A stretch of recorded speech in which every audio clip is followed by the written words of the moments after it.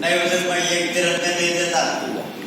अच्छा 2 दिरहम ले, रास्ता तय करने का है, फालतू बात भी नहीं करना, समझा? अच्छा 2 दिरहम ले, नहीं उधर 2 में भी नहीं देता। अच्छा बढ़ते बढ़ते बढ़ते 40 दिरहम तक है, 40 दिरहम दे तो जब 40 मिनट तक अच्छा तो 40 दिरहम में मेरा आपको देता हूँ, मैं यहाँ दे देता हूँ। अगर मैं यहाँ दिया तो घर को कैसा जाऊंगा, घर को जाके देता हूँ मैं, अच्छी बात है। तो घर को पहुंचे, पहुंचने के बाद अपनी बीवी से जिक्र करे, रास्ते में ऐसा ऐसा हुजूर से बातचीत हुई, तो बीवी क्या बोली, देखो हुजूर की बात को मजाक में समझना, सीधा ऊँट ले जाओ, उनके घर के सामने छोड़ो। अब जाके ऊँट पकड़ के हुजूर के मकान के पास है, मकान के पास है, आके हुजूर मैं ये ऊँट लाया, तो नबी करीम सल्लल्लाहु अलैहि वसल्लम क्या करे, 40 दिरहम लाए, लाके जाबिर बिन अब्दुल्लाह को दिए, देखो बोले देखो जाबिर ये ऊँट तो मेरे को 40 दिरहम में बेचे, अब ये ऊँट मेरा हो गया और मैं पैसे तुम्हारे को दे दिया। चले हाँ उधर आप दे दिए, अब ये ऊँट तुम्हारे को मेरी तरफ से तोहफा है, मुझे दिए, 40 दिरहम भी दिए, ऊँट तोहफे भी दिए। क्यों? उनकी माली हालत ठीक नहीं होने की वजह से बहनों का बोझ हल्का करने के वास्ते ऐसे तरकीब से 40 दिरहम दे दी, समझा? वाइदा इल्ला रहमुत्ताबिउ सूरह बकरा आयत नंबर 7। एक बार अपने घर में दाखिल होने को गया, तो क्या वो एक आदमी के जूते वो घर के सामने रखे हुए थे, तो क्या अंदर दाखिल नहीं हुआ उन्हें, चले तो कोई उसकी बेटी के साथ कोई दूसरा आदमी था, उन्हें निकालने तक बाहर बैठा हुआ, समझा? इतनी दयूस से आ जाते थे वो इंसान के अंदर। तो वो लोग क्या समझते मालूम, हमारी आजादी में मदाखलत होती रहती, कोई भी बीच में चले टूटा नहीं होना, चले तगड़ा नहीं होना, समझा? और जख्मी नहीं होना, समझा? ऐबदार नहीं होना, हालांकि ना वो कुर्बान करके अपनी खाते हैं, समझा? मगर अल्लाह ताला के अहकाम के अल्फाज का ख्याल रखे, उसको जुर्जुबा करके, तो अल्लाह ताला वो फरमाता कि तुम्हारी नियत मेरे पास पहुंची है। नबी करीम सल्लल्लाहु अलैहि वसल्लम फरमाते हैं, जब ईद के दिन कुर्बानी करने वाला बकरा कुर्बान करता है तो उसका खून जमीन पर गिरने से पहले अल्लाह ताला को उसकी कुर्बानी कबूल होती।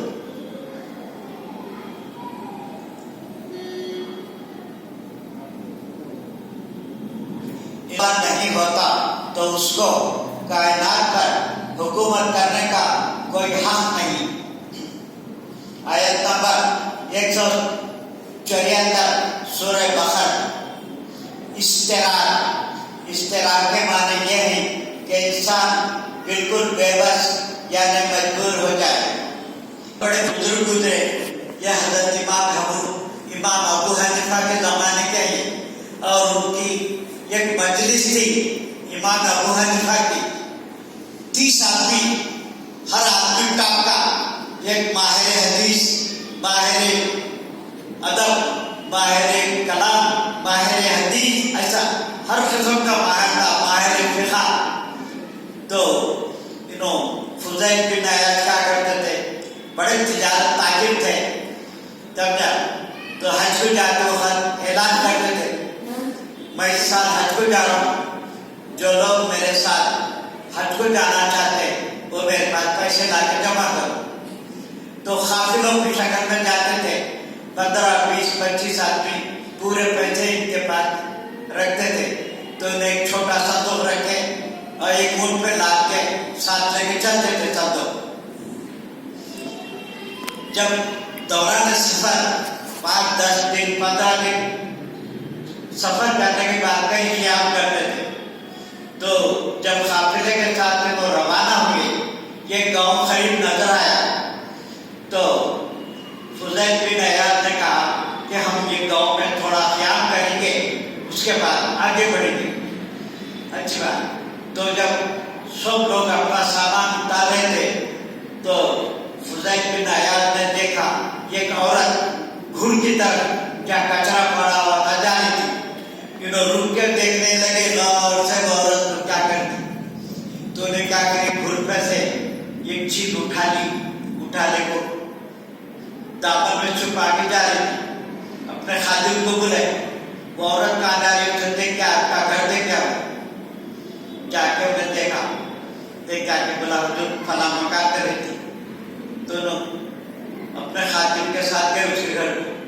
تو گھڑ پہ سے کیا چیز اٹھے بل میں، تو انہیں بولے دیکھو باؤ، میرے پاس کمائی کا کوئی ذریعہ نہیں ہے، یا آمدنی کا ذریعہ نہیں ہے، 3 دن سے میں کچھ بھی کھائی نہیں تھی۔ سنے یہ کوا مار کے پڑا تھا، اس کو لا کے پھول کو کھانے کے واسطے لے کے تو کیا کرے معلوم، پورے قافلے کے جو حج کے جو پیسے تھے پورے گاؤں والوں میں بانٹ دیے۔ گاؤں بات نہیں کیا، واپس آ گئے، حج کو نہیں گئے۔ تب جا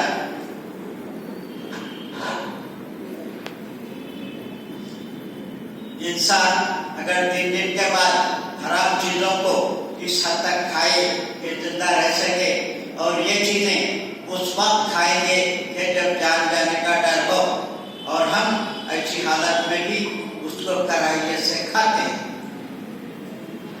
پرانے رہتے کسی بڑے آدمی کے پاس جانے کو ہچکچاتا، یہ کیا ہے، یہ ظاہر کا اثر باطن پہ پڑا۔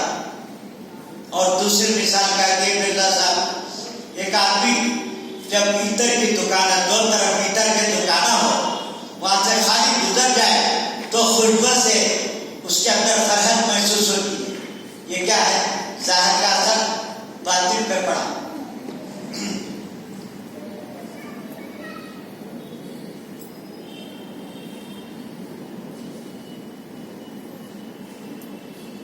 انسان کے ظاہر کا اثر اس کے باطن پر پڑتا ہے۔ مثلا اگر کسی عضو کو چوٹ لگے تو دل کو تکلیف ہوتی ہے۔ انسان مرکب ہے روح اور جسم سے۔ انسان کے وجود میں دونوں چیزیں لازم و ملزوم ہیں۔ ان دونوں کو الگ رکھنے کا نتیجہ انسانیت ترقی نہیں کر سکتی۔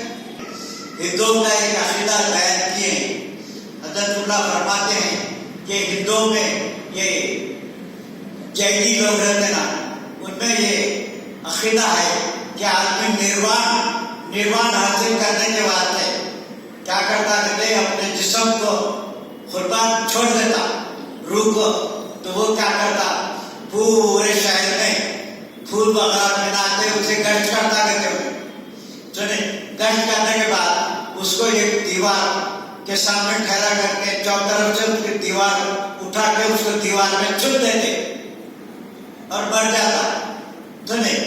تو یہ کیا ہے، اپنے روح کو آزاد کر دیا ہم نے جسم سے۔ ایسے گندے خیالات ہیں لوگوں کے مذہبوں میں۔ انسان کی حرص و ہوس کبھی نہیں اترتی۔ اگر اس کو ایک وادی بھر سنا دیا جائے تو اور ایک وادی کا سننے کے آرزو کرتا ہے۔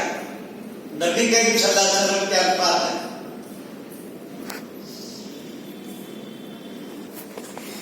یہ ہے مکاشفہ۔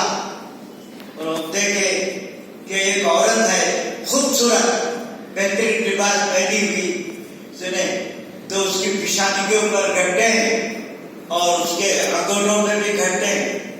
تو لوگ پوچھتے تو کون ہے، تو میں دنیا ہوں، تیرے پیشانی پہ یہ گھٹے کیوں ہے اور تیرے انگوٹھے پہ کیوں ہے؟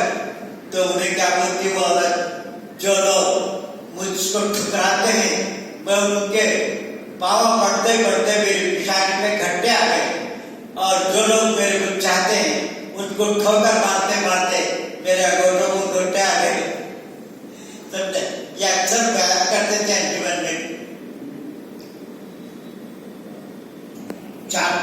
3-4 سال کے تھے، ان کے بابا ابو قحافہ کا نام، ابو بکر صدیق کے والد کا نام، انہوں خانہ کعبہ میں بہت سارے بتاں تھے نا، بیٹے کا ہاتھ پکڑ کو لے گئے یا کہ بولے یہ بت کو سیدھا کر، ابو بکر صدیق کیا کرنا تو نے اس کو بولے میں بھوکا ہوں مجھے کھانا دے، میں ننگا ہوں مجھے کپڑا پہنا دو، تو نے وہ کیا بولتا بت جواب دیا نہیں کچھ نہیں، کیا کہ پتھر لے کے زور سے مارے بت کو، تو کے والد مارنے کے گھر ملے گئے چھوٹے 4 سال کے۔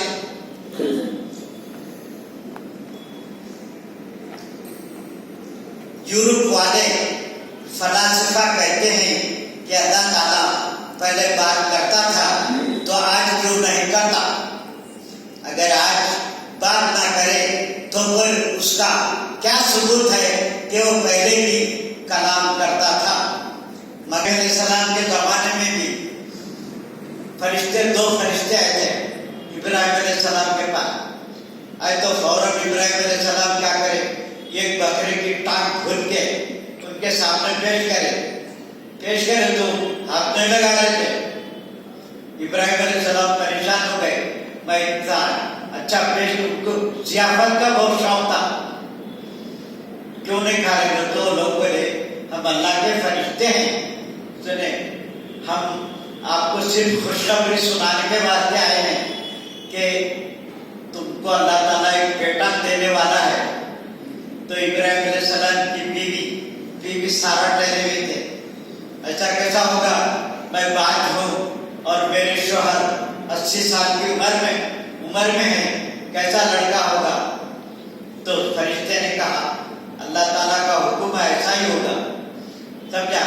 اس کے بعد وہ لوگ ابراہیم علیہ السلام کے پاس سے لوط علیہ السلام کے پاس جانے والے تھے، ابراہیم علیہ السلام کو بولے کہ لوط علیہ السلام کی قوم پر کل عذاب آنے والا ہے، اس کی اطلاع ہم لوط کو دینے کے واسطے جا رہے بول کے چلے، سمجھا؟ اور نبی کریم صلی اللہ علیہ وسلم کے زمانے میں جب حضور اکرم صلی اللہ علیہ وسلم مسجد نبوی میں تشریف فرما تھے، ایک خوبصورت عرب نوجوان چلے آ کے حضور کے سامنے 2 دانوں گھٹنے کو گھٹنا لگا کے بیٹھ کے بولا مل اسلام کیا ہے؟ تو نبی کریم صلی اللہ علیہ وسلم اس کی تشریح کرے، اسلام یہ ہے کہ زبان سے اقرار کرنا اور دل سے تصدیق کرنا۔ پھر اس کے بعد انہوں پوچھے ایمان کیا ہے؟ تو اللہ تعالیٰ پر ایمان لانا اور حضور کی ذات کی تصدیق کرنا۔ پھر انہوں پوچھے قیامت کب ہے؟ تو حضور اصحاب رسول سب بیٹھ کے سن رہے،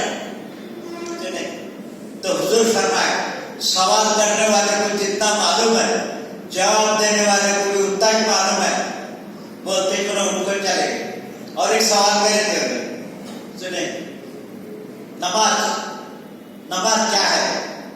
تو حضور فرمائے اللہ تعالیٰ کے سامنے نماز جب پڑھتے ہیں تو یہ سمجھنا کہ ہم اللہ تعالیٰ کو سامنے دیکھ رہے ہیں، اگر ہم یہ اتنا ایمان نہیں ہے تو کم سے کم یہ سمجھنا کہ اللہ تعالیٰ ہمارے کو دیکھ رہا ہے۔ اس کے بعد جبریل اٹھ کے چلے گئے، تو مسلمان صحابہ میں ایک داعیہ کافی تھے، ان کی شکل میں تھے، اٹھ کے جانے کے بعد حضور ایک صحابی کو بھیجے، ابھی جو شخص اٹھ کے گیا اسے بلا کر آؤ، جا کے دیکھے تو کوئی نہیں، تو حضور فرمائے یہ جبریل علیہ السلام تھے، تم کو دین کا علم سکھانے کے واسطے آئے تھے۔ تو فرشتوں کو حضور مجلس میں بلا کے سب لوگوں کو دیدار کرا جبریل علیہ السلام کا۔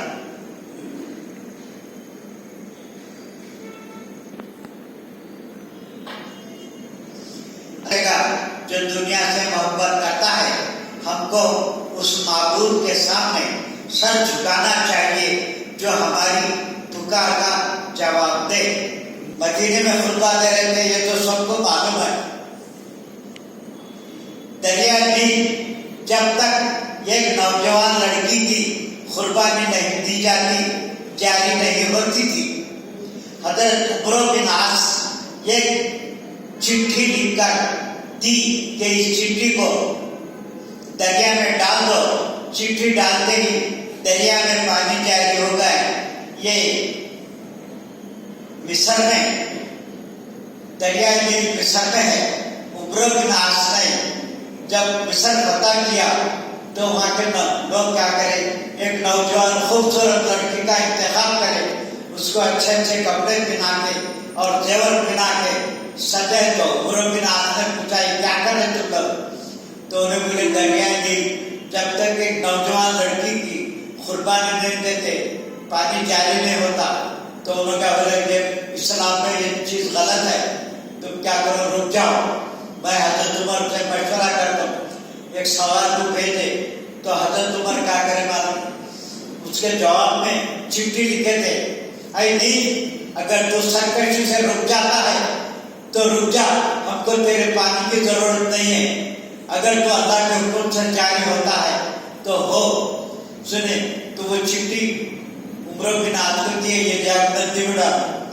ندی میں خط ٹکڑا پڑتے پانی شروع ہو گیا اور آج تک کسی کی قربانی کی ضرورت نہیں پڑی.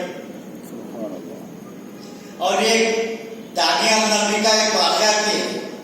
دانیال نبی کا جب انتقال ہوا تو ایک بڑا روم تھا وہاں, اور روم میں ان کی لاشیں رکھی ہوئی تھی, اور لاش کے اطراف سونے کے اشرفیاں, روپیے, پیسے, چلر ان کے لاش کے بازو رکھے گئے تھے.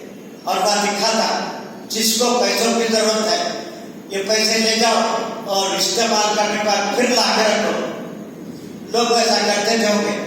تو عمرو بن عاص جب دیکھے لاش کے پاس ایسے پیسے پڑے ہوئے اور یہ لاش کب سے رکھی ہے پتا نہیں, حضرت عمر کو لکھ کے بھیجے. تو حضرت عمر کیا لکھے معلوم, لاش جس جگہ رکھی ہوئی ہے اس جگہ کھول کر کی خبر بنا دو اور وہ پیسے بیت المال میں داخل کرو. یہ کہ فیصلہ ایسا شاندار کرتے تھے. بلاد اللہ ملکی تحت حکمی و حکمی نافذ فی کل حال. اللہ تعالیٰ اپنی مخالف جماعت کو ایک دم یا بہت جلد فنا کر دے تو وہ جماعت جو اللہ والی ہے اس کا تزکیہ نفس نہیں ہوگا. انسان بھوک, پیاس اور آزمائشوں سے گزر کر ہی ہر طرح سے پختہ ہوتا ہے. وانصرنا علی القوم الکافرین.